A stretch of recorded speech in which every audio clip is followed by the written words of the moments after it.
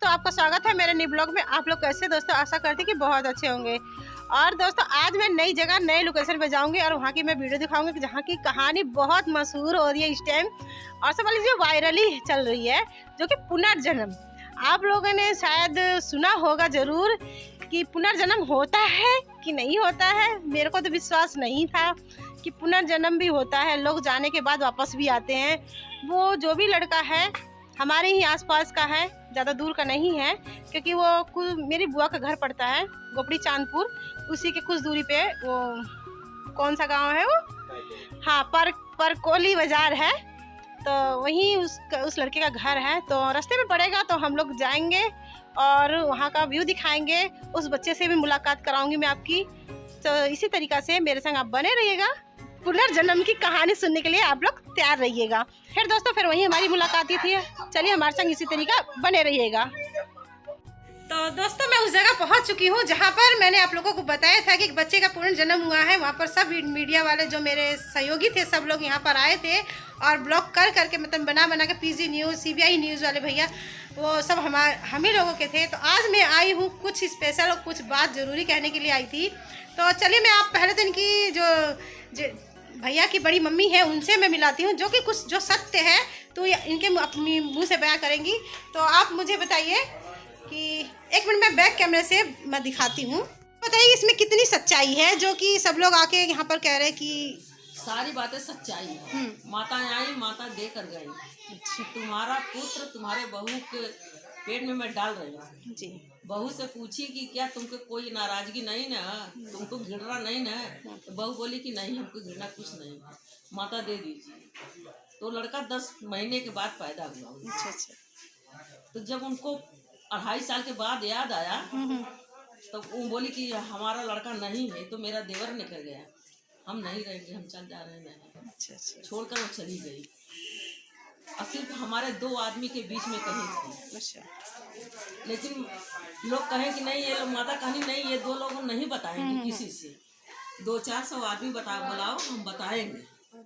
तो 200-400 आदमी अपने बाहर निकल के माता जी चिल्ला दिए पूरा, और 200-400 आदमी यहाँ पर जुट गए और उनकी 200-400 आदमी के बीच में बोली कि मैं इनका पुत्र लेकर आई हूँ, इनके बहू के पेट में डाल रही हूँ।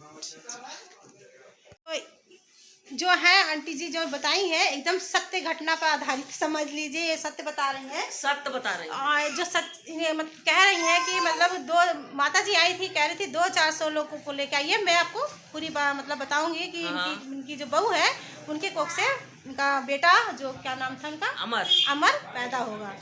तो मतलब यहाँ पर सब लोग इकट्ठा हो चुके थे। हाँ, सब इकट्ठा हो गए थे। 200-400 आदमी भीड़ हो गया, पूरा घर पूरा रोड भर गया। अच्छा। तो जो देवी थी किनके ऊपर आई थी?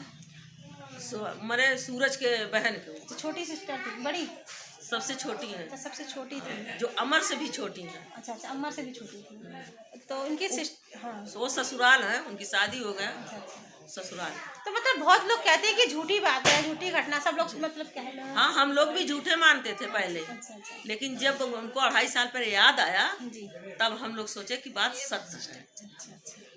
तो मतलब क्लियर पता चल गया कि हाँ, ये माता का ही चमत्कार ही है। माता की चमत्कार है कि पहले तो माता दैनिक लड़का दे रहा हूँ जी, तुमको भी दे रहा हूँ और तुम्हारे पुत्री को भी दे रही हूँ। हम लोग भी सोचे चलो दोनों को लड़का तो हो गया, लेकिन तुम्हारा लड़का तो सबके होता है। फिर भी हम लोग को विश्वास नहीं हुआ।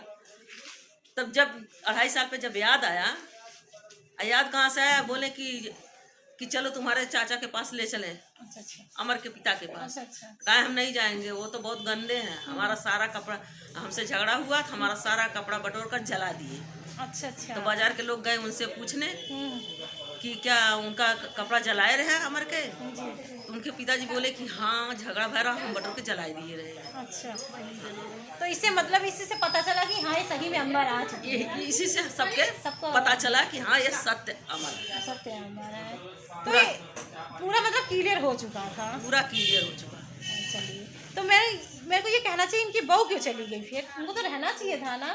उनको तो भाग्य था कि मतलब माता ने उनके कोख में उनका देवर डाला, चाहे बेटा बने चाहे देवर बने, तो था तो उन्हीं का ही ना। उनका बेटा था। अरे शादी करती तो उनकी पतो आती, उनका बेटा होता, उनका घर परिवार होता।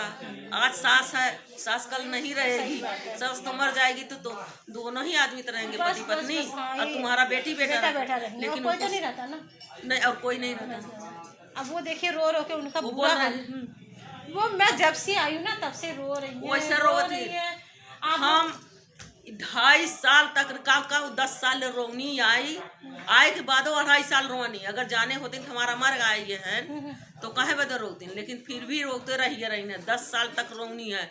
आई हम कही कहो तू ऐसे रो अपन जान दे देबू, रोले से पाई जेबू तो कहती जब हम मर जाई तब हम ना रोई, जब तक जीव तब तक रोएंगे। अभी भी रो रही है। अमर आया, उसको आने से कोई फायदा तो हुआ नहीं, पोता ही बन के आया होता, कम से कम सुखी से तो रहती बस परिवार कहें कि अल्लाह नहा के माता हमरे घर में दे देनी। माता दे देनी, हमरे लड़का के घर फोड़ देनी। घर तो टूट गया ना, टूट गया। सबसे उधर जो चला गया सो चला गया, जो इस टाइम चला गया वो सबसे बड़ा दर्द है। बस वही बात, सबसे बड़ी तकलीफ ये है कि माता को मतलब अगर देना ही था तो याद ही नहीं दिलाना चाहिए था। कहीं माता दिए रहो ठीक रहा, लेकिन याद नहीं दिलाना चाहिए था।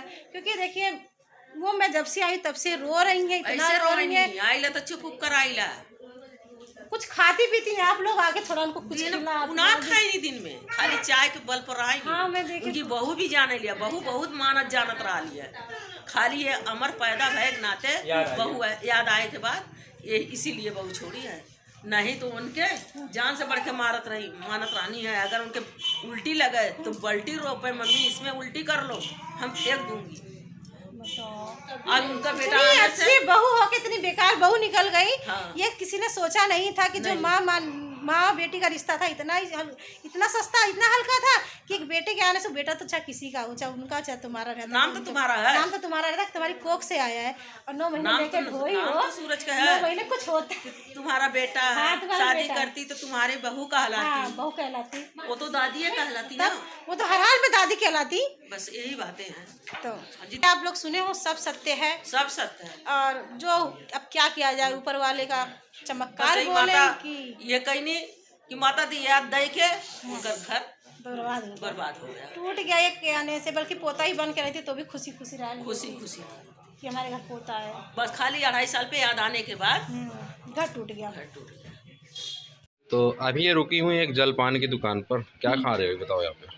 कुछ नहीं, अभी मैंने खाई है टिकिया, खाई है आलू की। भैया की टिकिया बहुत अच्छी है, मैंने खाया, पहली बार खाई पर बहुत अच्छी है। ये सूरज भाई की दुकान है। हाँ। और इनको तो आप जानते ही होंगे, इनकी काफ़ी वीडियो वायरल हो रही है आजकल। तो आज हम लोग गुजर रहे थे तो इनकी दुकान पे हमने जलपान किया है। और इनकी दुकान का लोकेशन मैं बता दूं कि ये पैकोली बाज़ार में आएंगे, जस्ट बीच मार्केट में इनका है।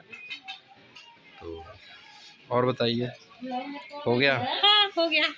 हम यहाँ पर ब्लॉगिंग करने आए थे। हाँ, ब्लॉगिंग करने आए थे और ब्लॉगिंग की है, पर हमारे साथ कुछ ऐसे मिस्टेक हो गई है, हम बता नहीं सकते हैं। तो चलिए ठीक है, कंटिन्यू ब्लॉग बना रही। ये वही जगह है वे जहाँ पे आते हैं, देखी होगी पुनर्जन्म की घटना वाली। ये वही जगह है जहाँ पर सब लोग CBI न्यूज़ PG न्यूज़ वाले भैया और देहाती क्रिएटर भी आ चुके हैं मेरे ख्याल में भैया, वो पहले ही आए थे। तो आज हम लोग भी यही से चल रहे थे, क्योंकि प्लस मेरे यहाँ बुआ का घर है, ये क्या कहते हैं गोमड़ी चांदपुर। तो हमने कहा जब वहाँ जा ही रहे तो थोड़ा सा इधर भी हो लेते हैं। तो यहाँ से भी हम लोग गए, बच्चे से बाबू से भी मिले। अब हमें पता चला कुछ कि हाँ ये सच्ची में है, रियल में था। और ये भैया भी हैं जो कि इस टाइम इनका बहुत बड़ा इनके ऊपर संकट भी आया हुआ, एक तरह से देखा जाए तो। जिसके घर में फैमिली ना हो वो कैसे रहेगा?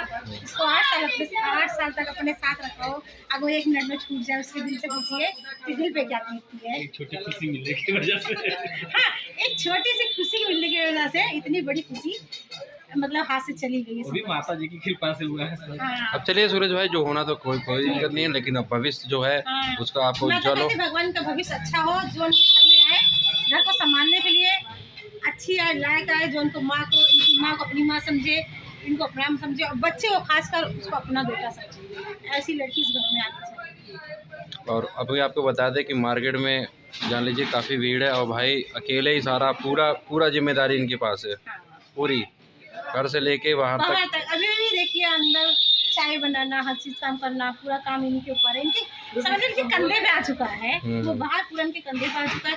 अंदर भी देखना, बाहर भी देखना, बहुत जिम्मेवारी का काम है। और उनकी मम्मी है तो बेचारी परेशान है, रोती है, अभी भी रो ही रही है समझ लीजिए। जब से मैं आई हूँ तब से वो रो ही चली जा रही है। मैंने अभी तक उनको चुप होते हुए नहीं देखा, थोड़ा सा रेस्ट कर रही है, आराम कर रही है। हमने कहा चलिए ठीक है सोने दीजिए, उनको डिस्टर्ब नहीं करेंगे, बहुत जल्दी है। तो इतनी ऐसी खुशी आने से क्या फ़ायदा था, इतनी बड़ी खुशियाँ चली जाए।